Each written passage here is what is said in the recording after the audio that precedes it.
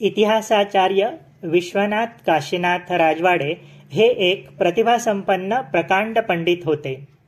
इतिहास संशोधन या एकाच कार्यास त्यांनी आपली सर्व बुद्धिमत्ता आणि श्रम किंबहुना अख्खं आयुष्यच वाहिलं होतं.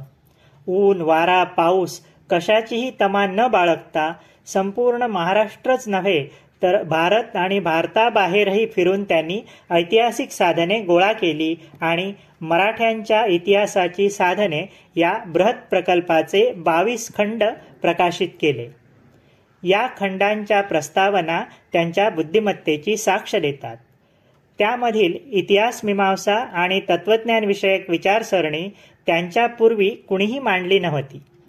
ते इतिहासाच्या तत्वज्ञानाचे गाढे अभ्यासक आणि तत्वचिंतक होते.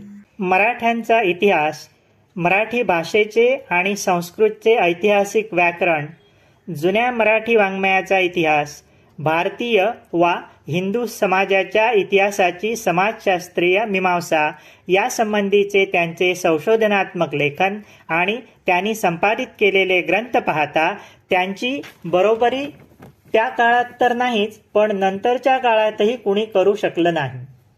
राजवाडे यांनी आपल्या योगदानामुळे महाराष्ट्राचा इतिहास उज्ज्वल बनविला आहे.